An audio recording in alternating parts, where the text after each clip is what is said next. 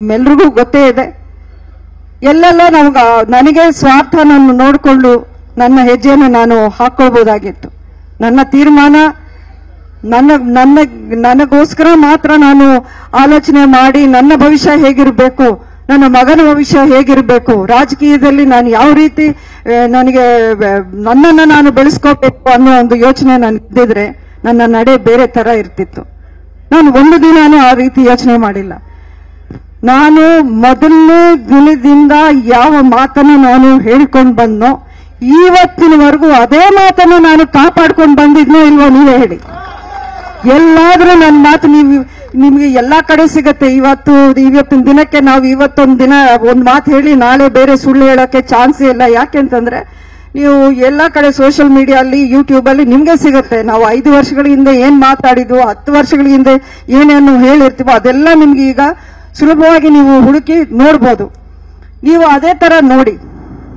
ನನ್ನ ಚುನಾವಣೆ ಒಂದು ಸಂದರ್ಭದಿಂದ ಇವತ್ತಿನವರೆಗೂ ನಾನು ಏನೇನು ಮಾತಾಡಿದ್ನೋ ನುಡಿದಂತೆ ನಾನು ನಡ್ಕೊಂಡು ಬಂದಿದ್ದೀನಿ. ಒಂದೇ ಒಂದು ದಿನ ನಿಮಗೆ ಕೊಟ್ಟಿರೋ ವಾಗ್ದಾನದಲ್ಲಿ ನಾನು ಎಲ್ಲೋ ಒಂದು ತಪ್ಪು ಹೆಜ್ಜೆ ಹಾಕಿಲ್ಲ. ನನ್ನ ಕೈಲಾದಷ್ಟು ನಾನು ಮಂಡ್ಯ ಜಿಲ್ಲೆಗೆ ಏನೇನು ನನ್ನ ಸೇವೆ ಮಾಡಬೇಕು, ಏನು ಕೊಡುಗೆ ನಾನು ಮಾಡಬೇಕು, ಒಬ್ಬ ಸಂಸದೆಯಾಗಿ ಯಾವ ರೀತಿ ನಾನು ನಡ್ಕೋಬೇಕು, ಅದನ್ನೆಲ್ಲ ಪ್ರಯತ್ನವನ್ನು ನಾನು ಪ್ರಾಮಾಣಿಕವಾಗಿ ನಿಷ್ಠೆಯಿಂದ ಮಾಡ್ಕೊಂಡು ಬಂದಿದ್ದೀನಿ. ಮಂಡ್ಯ ಜಿಲ್ಲೆಯ ಘನತೆಯನ್ನ ಪಾರ್ಲಿಮೆಂಟ್ ಅಲ್ಲೂ ನಾನು ಎತ್ತಿ ಹಿಡಿಯುವಂತ ಕೆಲಸವನ್ನು ಮಾಡಿದ್ದೀನಿ. ಎಲ್ಲೂ ಅದರಲ್ಲಿ ಯಾರು ಒಂದು ಬೆರಳೆತ್ತಿ ತೋರಿಸೋಗೆ ಎಲ್ಲೂ ನಾನು ನಡ್ಕೊಂಡಿಲ್ಲ.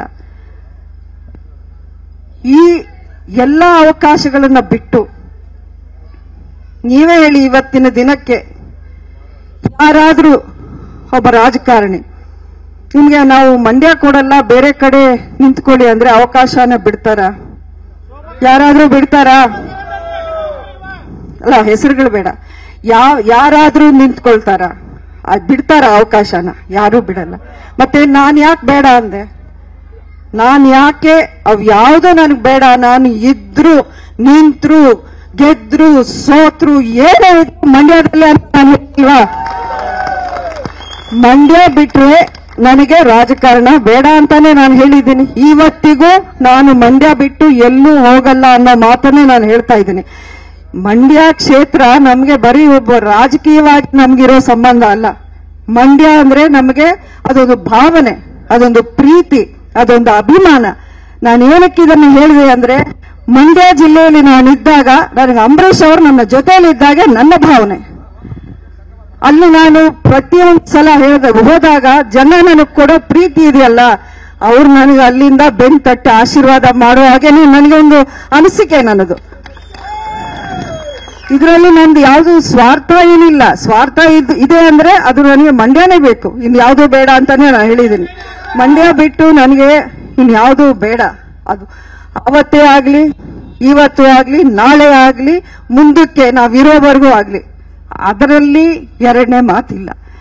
ಆದ್ರೆ ಇವತ್ತು ಬದಲಾದ ಒಂದು ರಾಜಕೀಯ ಪರಿಸ್ಥಿತಿ ನಿಮ್ಮೆಲ್ರಿಗೂ ಗೊತ್ತು. ಮಂಡ್ಯದಲ್ಲಿ ಯಾವತ್ತೂ ಯಾವುದು ಸುಲಭವಾಗಿ ನಡೆದಿಲ್ಲ. ನನ್ನ ಚುನಾವಣೆ ನಿಮ್ಗೆ ಅನಿಸ್ಬೋದು, ಬಟ್ ಅದರಲ್ಲಿ ಎಷ್ಟು ಕಷ್ಟ ಇತ್ತು, ಏನೇನು ಸವಾಲುಗಳಿತ್ತು ನಾನು ಆವತ್ತಿನ ದಿನ ಎದುರಿಸಿದ್ದು ಅಂತ ನಿಮ್ಗೆ ಗೊತ್ತಿದೆ. ಅದಕ್ಕಿಂತ ಒಂದು ಹೆಚ್ಚಿನ ಸವಾಲು ಇವತ್ತು ನಮ್ಮ ಮುಂದೆ ಇದೆ. ಕನ್ನಡಿಗರ ನೆಚ್ಚಿನ ನ್ಯೂಸ್ 18 ಕನ್ನಡ ಈಗ ವಾಟ್ಸ್ಆಪ್ನಲ್ಲೂ ಲಭ್ಯ. ಕರ್ನಾಟಕ, ದೇಶ ವಿದೇಶಗಳ 360 ಡಿಗ್ರಿ ಸುದ್ದಿಯ ವಿವರಗಳನ್ನ ನಿಮ್ಮ ಕೈ ಬೆರಳುಗಳಲ್ಲೇ ಪಡಿಲಿಕ್ಕೆ ಈ QR ಕೋಡ್ ಅನ್ನ ಸ್ಕ್ಯಾನ್ ಮಾಡಿ, ನಮ್ಮ ಚಾನಲ್ ಫಾಲೋ ಮಾಡಿ, ನೋಟಿಫಿಕೇಶನ್ ಆನ್ ಮಾಡಿ.